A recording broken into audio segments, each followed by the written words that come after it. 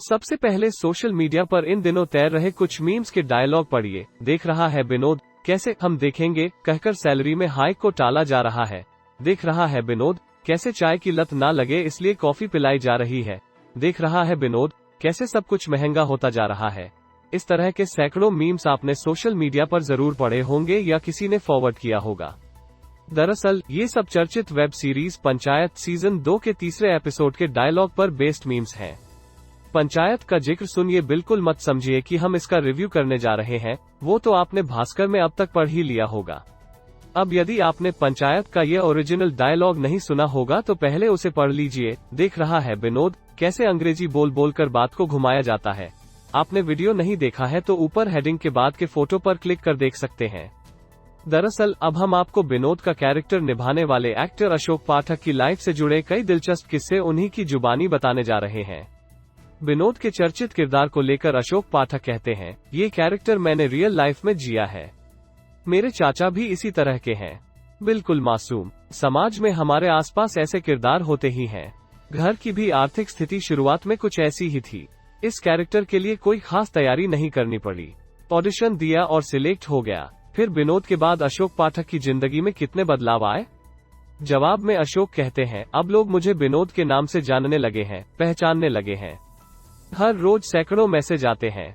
रोजमर्रा की जिंदगी में बहुत कुछ बदल गया है। जब हिंदी फिल्म इंडस्ट्री में कोई अशोक पाठक को जानता नहीं था, कई सालों तक कोई काम नहीं मिलते थे, तब उनका घर पंजाबी फिल्मों की वजह से चलता था।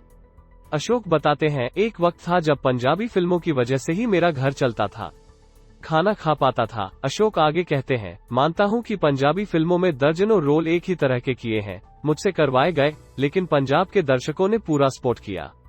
जब हिंदी में मेरे पास कोई काम नहीं था तब पंजाबी फिल्म इंडस्ट्री ने हेल्प की। अशोक एक्टिंग में आने से पहले घर के हालात को देखते हुए पढ़ाई के दौरान कई तरह की नौकरियां भी कर चुके हैं। वो कहते हैं, बात 1999 की है, 9 TH में था। घर की स्थिति बहुत खराब थी, पढ़ने में मन नहीं लग रहा था तो जॉब करनी शुरू कर दी। चाचा कॉटन यानी रुई बेचते थे। करीब 1 साल तक मैंने भी साइकिल पर रुई रखकर बेची। जून की दोपहरी में भी 25 किलोमीटर साइकिल चलाकर रुई बेचने जाता था। अशोक के पापा की जब जिंदल में नौकरी लग गई तब उनके घर की स्थिति थोड़ी ठीक हुई। फिर उन्होंने पढ़ाई शुरू की। वो कहते हैं, जब ग्रेजुएशन में गया तब थिएटर नाटक के बारे में पता चला। लगा कि मैं बेहतर एक्टिंग कर सकता हूँ। थिएटर करने लगा, लेकिन ग्रेजुएशन के बाद एक एक्टिंग इंस्टीट्यूट में एडमिशन नहीं हो पाया। लगा कि कहीं किसी भ्रम में तो नहीं था कि मुझे एक्टिंग आती है। माँ में स्टडी के दौरान अशोक की दिलचस्पी लिटरेचर, नोबेल में बढ़ने लगी। वो कहते हैं, जो कभी सिलेबस की किताब पढ़ने में मन नहीं लगता था, नाटक, उपन्यास पढ़ने के बाद लगा कि यार यही तो मैं पढ़ना चाहता था। अशोक बताते हैं कि उन्हें यही से एक्टिंग का चस्का लगा। वो एक दिलचस्प किस्सा कहते हैं। बताते हैं, एक दोस्त ने थिएटर करने की सलाह दी। हम दोनों गए। दोस्त का तो सिलेक्शन नहीं हुआ, लेकिन मेरा हो गया। इसके बाद लगा कि मैं दुनिया में एक्टिंग के अलावा कुछ कर नहीं सकता।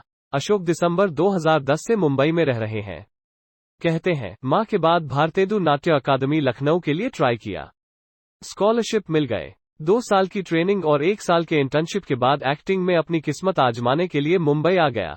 अशोक पाठक कहते हैं कि जब शुरुआत में कोई एक्टर मुंबई आता है तो उसका पहला काम ही ऑडिशन देना होता है। अपनी प्रोफाइल फिल्म प्रोड्यूसर्स को बताना होता है।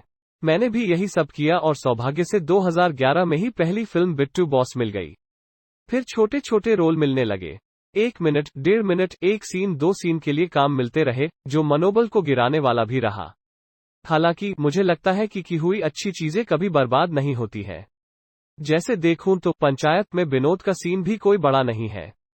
मैं इस कैरेक्टर को करके भूल चुका था, लेकिन नहीं पता था कि लोग इसे इतना पसंद करेंगे।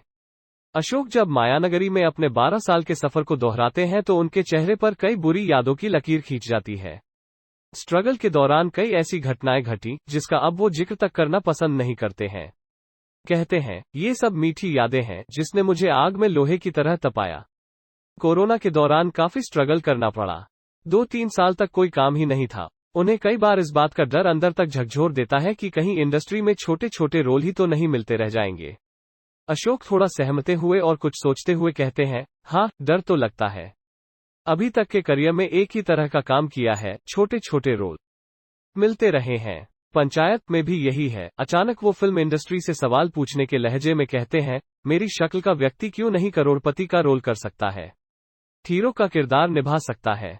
एक मौका तो देकर देखो। अशोक कहते हैं, एक अच्छे अभिनेता की भूख यही रहती है कि उसे अलग अलग तरह के रोल मिले। पिता आज भी पूछते रहते हैं, अब आगे क्या, लेकिन मुझे उम्मीद है कि धीरे धीरे और चीजें बदलेंगी। वो कहते हैं, ऐसा नहीं है कि पंचायत के बाद काम मिलने की बाढ़ आ गई हो। पहले के ही कुछ प्रोजेक्ट्स पर काम चल रहा है। कुछ फिल्मों की शूटिंग शुरू होने वाली है, कुछ की पूरी हुई है। सफर और संघर्ष दोनों जारी है।